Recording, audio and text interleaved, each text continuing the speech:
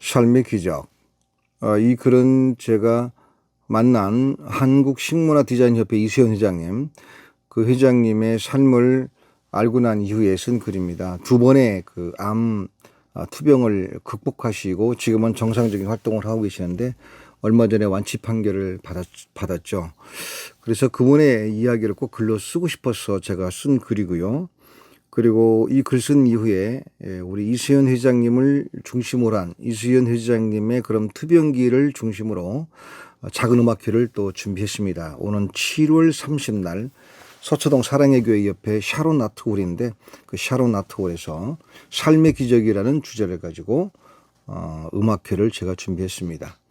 이때는 소프라노 이상은, 그리고 바리톤 석상근, 그 바이올리니스트 전진주, 그리고 피아노는 김비영, 이렇게 네 분이 나오셔서 여러 다양한 힘이 되는 음악을 들려줄 것입니다. 자, 그럼 삶의 기적 한번 제가 읽어드리겠습니다. 대표님, 공연 기획하실 때 누군가를 초대한다면 티켓만 달랑 주면 안 돼요. 초대받는 분이 행복감, 존귀함을 느낄 수 있도록 아름다운 봉투에 정성을 담아야 해요. 지난 5월 본사 창립 20주년을 기념하는 음악회를 준비할 때 많진 않지만 그동안 도와줬던 분들을 초대하고 싶었습니다. 그즈음 한국식문화디자인협회 이수연 회장과 통화하던 중에 이런 조언을 들었던 것이죠. 그 말이 맞다 싶어서 황금빛 초대형 봉투를 별도로 제작해 티켓을 정성껏 드렸습니다. 그동안 인연을 맺은 분들께 진심으로 감사한다는 친필도 엽서에 짧게 써서 동봉했습니다. 그 누구를 만나든 귀중한 인연으로 생각하고 최선을 다하는 그런 이수연 회장의 조언을 듣길 참 잘했습니다. 티켓 봉투를 열어보고 감동했다는 분들도 있었으니까요. 만나는 이들마다 상대를 최고의 귀족처럼 대하는 이수연 회장은 사실 죽음의 고비를 2번씩이나 넘긴 분입니다. 어쩌면 그러기에 더욱더 사람을 소중하게 여기는지도 모릅니다. 8년 전의 일입니다. 이수연 회장은 직장암 3기 말에 판정을 받습니다. 그 순간 하늘이 얼마나 캄캄했을까요? 얼마나 눈물을 흘렸는지는 오직 도둑처럼 들이닥치는 삶의 시커먼 밤만이 알고 있겠죠. 무려 8시간에 걸친 대수술을 견뎌야 했습니다. 이미 간으로 전이돼 70%의 간을 절제하고 직장을 30cm나 잘라냈습니다. 기적적으로 그는 살아냈습니다. 아니, 이게 삶이라면 다시 한번 그런 근기로 이를 악물고 견뎌냈습니다. 아니, 그랬을 것입니다. 사업하느라 자신을 지탱해 준 건강에 대해 감사하다는 말 한마디 못한 채 살아왔던 이수연입니다. 수술한 뒤에야 비로소 긴 휴가를 얻은 양 하던 사업을 모두 내려놓았습니다. 보험금으로 어미 잃은 듯 낙담한 직원들의 급여 1년치와 점점 먼지가 쌓여가는 쿠킹 스튜디오 임대료로 모두 사용했습니다. 그토록 대형 수술과 항암 치료에도 불구하고 주변인들은 그의 병환을 아무도 눈치채지 못했습니다. 아니, 누구에게도 말하지 않았습니다. 사업을 내려놓는다고 해서 아무것도 안 한 것은 아닙니다. 시간을 허투루 쓰는 걸 지독히 싫어했던 그는 주어진 시간을 진정 휴가답게 소비하기 시작했습니다. 차도 배우고 민화도 그랬습니다. 그동안 미뤄뒀던 여행도 즐겼습니다. 그저 부럽기만 했던 제주도 한 달 살기도 체험했습니다. 그렇게 마음을 비우고 있으면 병만은 사라질 줄 알았습니다. 1년, 2년까지는 살아내는 일에 자신감이 조금씩 붙어갔습니다. 그러나 3년째 암의 루시퍼는 이수연의 삶의 의지에 다시 한번 도끼를 던졌습니다. 2017년 6월 29일입니다. 3년 전 암이 발병했을 때 자신의 모든 의술을 발휘해 수술했던 담당 의사는 이수연의 그윽한 눈매를 바라보며 청천벽력 같은 문장을 조각조각 그러나 조심스럽게 떨고 냈습니다. 피할 수 없는 숙명처럼 암 재발을 선고했습니다. 하지만 이번에도 이수연의 눈은 단 한 방울의 물기를 밖으로 배출하지 않았습니다. 담담했습니다. 그리고 역시 가족 이외에 그 누구에도 알리지 않았습니다. 두 번째 항암 치료는 처음 치료와는 달리 머리카락을 가을날 마른 들풀처럼 앗아가 버렸습니다. 머리를 삭발하던 날 미용사에게 사진을 찍어 달라며 무구하게, 순진무구하게 미소 지었습니다. 그때 루시퍼는 깜짝 놀랐을 것입니다. 정신적으로 도저히 이수연을 이길 수 없으리라는 걸 그때 깨달았겠습니다.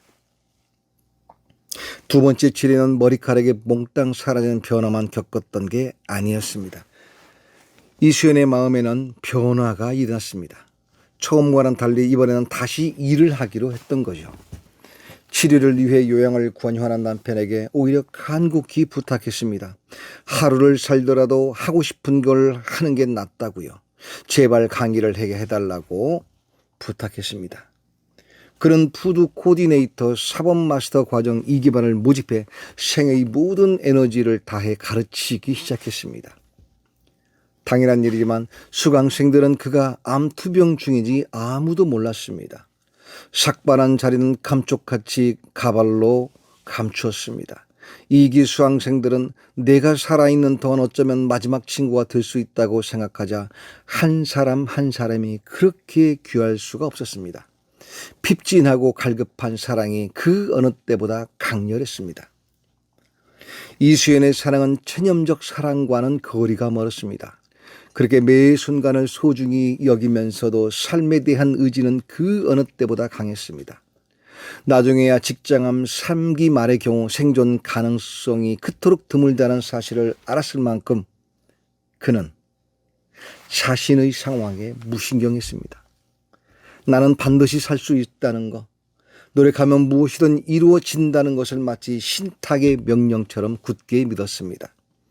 돌이켜보면 그가 길고 긴 죽음의 터널을 벗어날 수 있었던 원동력은 2기 수강생들에게 있었습니다. 2기 제자들에 대한 이수연의 깊은 사랑은 8년 동안 달려온 암흑의 끝에서 만난 하나의 빛이었습니다. 2기 교육과정과 전시회를 마치고 폐막식에 이르러 이수연은 수강생 한 사람씩 으스러지도록 뜨겁게 포옹했습니다. 내가 살 수 있었던 건 그대들 덕분이라고. 세월이 어떻게 흘렀는지 모릅니다. 이수연은 자신이 암 환자라는 사실도 잊었던 것 같았습니다. 근래 스트레스가 있어 몸에 이상이라도 있는 것 같아 건강검진을 했습니다. 그리고 며칠이 지난 2022년 6월 29일 검진 결과 확인차 혈액종양내과 담당 교수를 찾았습니다. 8년 전 암 수술을 집도하던 그분, 다시 재발했을 때 일을 계속해도 좋다며 격려했던 그분이 앉아 있었습니다. 문득 암에 대한 불안한 얘기를 또 들을 것 같아 겁부터 났습니다. 마른 침을 삼키며 그의 입술에서 걸쳐 나오는 단어를 바라보았습니다. 오늘이 재발한 지 5년이 지났고 검진 결과 건강합니다. 완치되셨습니다. 지난 8년 동안 한 번도 토해내지 않은 눈물이 와락 쏟아졌습니다. 진료실을 나왔어도 의자에 앉아 눈물을 주체하지 못하자 간호사가 하얀 화장지를 건네주었습니다. 하얀 화장지. 암덩이가 남긴 그림자까지 하얗게 지우라는 듯. 이수연 회장의 긴 사인을 읽고 눈물을 감출 수 없었습니다. 그 차가운 수술실에 누웠던 내 아내가 크로접됐습니다.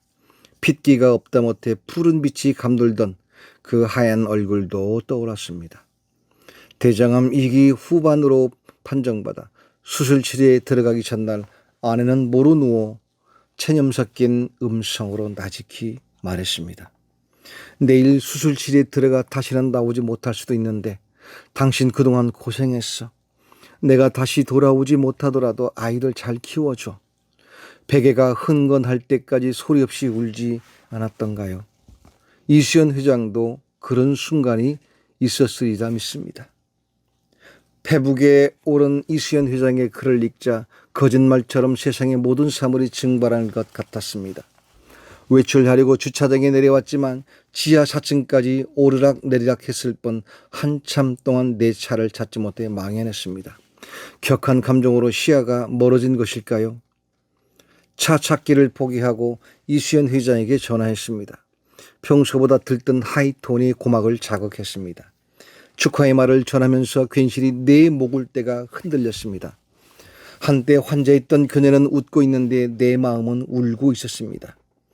감동했고 삶에 대한 의지와 완치에 대해 진정 축하한다고 반복하면서 어서 만날 것을 약속했습니다. 스티브 잡스는 스탠포드대 졸업식에서 말했습니다. 곧 죽을지도 모른다는 사실을 명심하는 게 인생의 고비마다 중요한 결정을 내리는 데 큰 도움이 된다. 이수연 회장과 대화하면서 그가 왜 그토록 수강생 한 사람씩 뜨겁게 포옹했는지 알 것 같았습니다. 그는 다시 삶을 말해주면서 나에게도 큰 가르침을 주었습니다. 언제든 내 생의 마지막이 될 수 있습니다. 메멘토 모리를 생각하며 지금 이 순간 내가 하는 일과 내가 만나는 모든 사람을 소중하게 여겨야 한다는 것을요. 며칠 전 예술의 전당 콘서트홀에서 열린 이마이스트리 17주년 기념음악회에서 앙코르곶 은혜를 노래했습니다. 내 안에 나를 바라보게 하는 참 좋은 곡입니다. 내가 이 땅에 태어나 사는 건 어린아이 시절과 지금까지 숨을 쉬며 살며 꿈을 꾸는 삶, 당연한 것 아니라 은혜였소. 이 회장님, 우리 빨리 만납시다. 완치 파티 해야죠.